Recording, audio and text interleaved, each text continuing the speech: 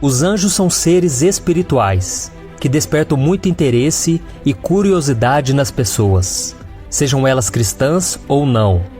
Por isso, no vídeo de hoje, eu vou te mostrar tudo o que a Bíblia diz sobre os anjos. Quando Deus os criou, qual é a função de cada um deles no reino de Deus? Será que os anjos têm poder para interferir em nossas vidas? Será que você tem um anjo da guarda só seu?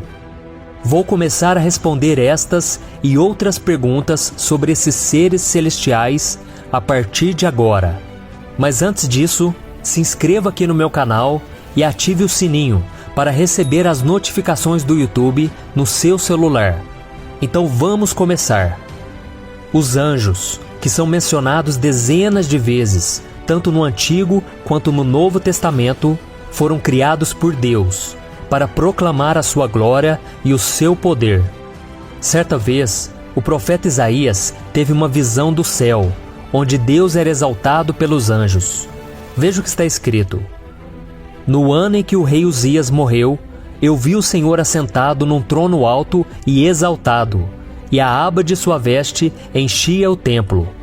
Acima dele estavam serafins, cada um deles tinha 6 asas, com 2 cobriam o rosto, com 2 cobriam os pés, e com 2 voavam, e proclamavam uns aos outros: Santo, Santo, Santo, é o Senhor dos exércitos. A terra inteira está cheia de sua glória. A Bíblia também diz que os anjos são espíritos ministradores, enviados para servir aqueles que vão herdar a salvação. Os anjos são servos de Deus e interferem sim nos assuntos humanos, mas nós não sabemos ao certo como isso acontece. Os anjos são muito mais fortes e poderosos do que as pessoas. Além disso, eles são muito mais inteligentes do que nós e podem viajar numa velocidade tão grande que não conseguimos nem imaginar. Porém, isso não quer dizer que eles saibam de todas as coisas a respeito de Deus e do seu reino. Os anjos moram no céu e podem ver a Deus. No passado, alguns deles vieram à terra para fazer tarefas dadas pelo Senhor, como por exemplo, lutar contra Satanás para não permitir que ele ficasse com o corpo de Moisés. Eles também vieram acompanhar o Senhor quando ele desceu para avisar Abraão de que sua esposa Sara teria um filho.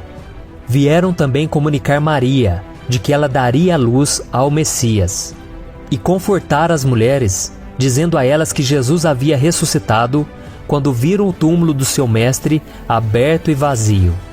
Além disso, o apóstolo Paulo deixa claro que anjos vieram à terra como homens, sem que as pessoas soubessem quem eles eram de verdade.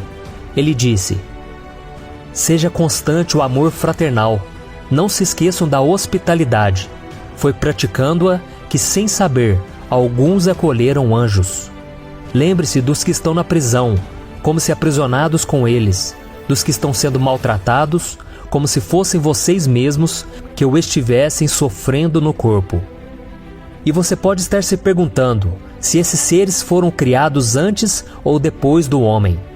E a resposta pode ser encontrada no livro de Jó, capítulo 38, versículo 7, onde o próprio Deus disse a Jó que os anjos se alegravam muito enquanto ele fazia o mundo. Ou seja, eles foram criados antes mesmo de Deus dizer que haja luz. Uma coisa interessante a se falar sobre os anjos é que eles não se casam e nem se reproduzem. Ou seja, eles foram criados de uma única vez. E a Bíblia também diz que eles são seres imortais, exceto aqueles que se rebelaram contra o Senhor juntamente com Satanás e foram expulsos do céu. Estes sofrerão com a ira divina, assim que Jesus voltar e derrotar o diabo. Dos milhões de anjos existentes no céu, apenas os nomes de 2 deles são mencionados na Bíblia: o do arcanjo Miguel e do Gabriel. Outros nomes de anjos até são mencionados em livros apócrifos, ou seja, que não foram inspirados por Deus. Então podemos afirmar com convicção que a Bíblia não fala nada sobre esses outros seres. Outra dúvida muito comum é sobre o relacionamento dos anjos com as pessoas. E a verdade é que eles se preocupam sim com os filhos de Deus e desejam que coisas boas aconteçam com seres humanos aqui na terra.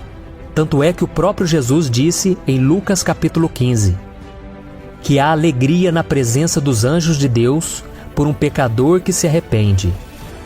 E mais do que se preocuparem, os anjos ajudam as pessoas quando o Senhor os ordena a fazer isso. Veja alguns exemplos. Antes de destruir as cidades de Sodoma e Gomorra, Deus mandou 2 anjos para ajudar Ló e a sua família a fugir de lá. Muito tempo depois, o rei Dário condenou o profeta Daniel a ser comido por leões. Mas isso não aconteceu, porque o Senhor enviou seu anjo e fechou a boca dos leões. Outro exemplo foi do apóstolo Pedro. Ele estava preso e Deus enviou um anjo para libertá-lo. E o próprio Jesus foi ajudado pelos anjos enquanto esteve aqui na terra. Uma das vezes foi quando, logo depois que ele passou pelos 40 dias de jejum no deserto, após resistir aos ataques de Satanás, Cristo recebeu comida das mãos dos anjos do Senhor. E em outra ocasião, a Bíblia conta que um anjo veio e o fortaleceu quando o Filho de Deus estava prestes a morrer na cruz. Além disso, vemos em diversas passagens bíblicas que os anjos trabalham para que as coisas ocorram bem em nossas vidas. Mas isso não significa que eles podem governar as nossas vidas, muito menos receber qualquer tipo de adoração e oração da nossa parte. E isso também não quer dizer que cada um de nós tenha um anjo da guarda à nossa disposição 24 horas por dia. Algumas religiões usam uma fala de Jesus que está em Mateus capítulo 18 para defender essa proteção exclusiva. Porém, isso não é verdade. Vamos ver o que está escrito. Cuidado para não desprezarem um só destes pequeninos, pois eu lhes digo que os anjos deles nos céus estão sempre vendo a face do meu Pai Celeste. Ao declarar isso, Jesus simplesmente estava expressando o cuidado de Deus por seu povo, através dos anjos. É como se ele estivesse explicando que os anjos estão prontos para agir em benefício do seu povo, caso seja necessário. Assim, a ideia de um anjo da guarda para cada crente não tem base bíblica.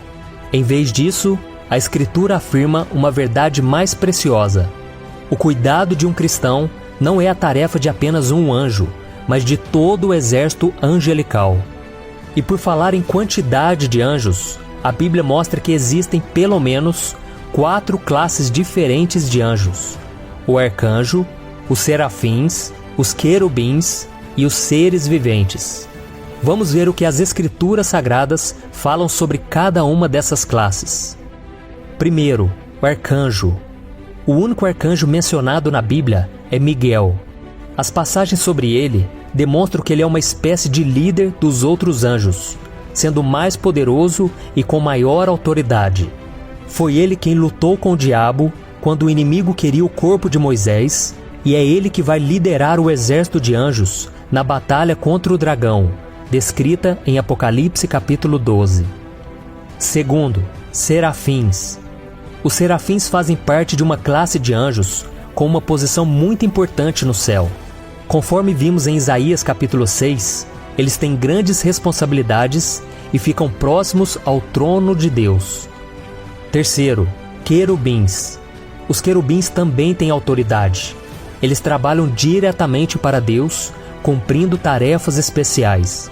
Eles ficam perto do trono de Deus, prontos para fazer qualquer coisa que Deus mande.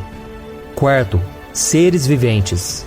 Os seres viventes são outras espécies de seres celestiais que ficam ao redor do trono de Deus. Eles são parecidos com um leão, um boi, um homem e uma águia.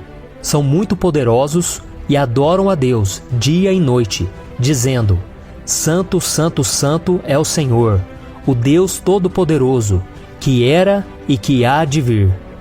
Mas a Bíblia é muito clara ao dizer que também existem anjos maus, que se transformaram em verdadeiros soldados de Satanás, cujo principal objetivo é roubar, matar e destruir a vida das pessoas em todo o mundo. Mas como será que eles surgiram? Quem os criou? Assim como Miguel, Lúcifer, cujo nome significa estrela da manhã, era um anjo muito poderoso, criado por Deus. Porém, ele quis tomar o trono do Senhor e, como resultado, foi expulso da presença do Pai. Veja o que Deus disse a ele através do profeta Isaías. Como você caiu dos céus, ó estrela da manhã, filho da alvorada! Como foi atirado à terra, você que derrubava as nações! Você que dizia no seu coração: subirei aos céus, erguerei o meu trono acima das estrelas de Deus, eu me assentarei no monte da Assembleia, no ponto mais elevado do Monte Santo. Subirei mais alto que as mais altas nuvens, serei como o Altíssimo. Mas às profundezas do Sheol você será levado, irá ao fundo do abismo. E junto com Lúcifer, 1/3 dos anjos que também haviam se rebelado contra o Senhor, caíram do céu, e se tornaram seres demoníacos que passaram séculos perturbando a terra, e continuarão a fazer isso até que sejam destruídos por Jesus no fim dos tempos. Eu sou o pastor Antônio Júnior, e se você gostou dessa mensagem, inscreva-se aqui no meu canal e compartilhe com seus amigos. Deus te abençoe.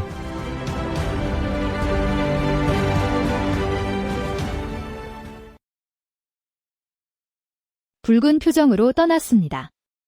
물론 나는 동생을 살아서 연기하고 싶다.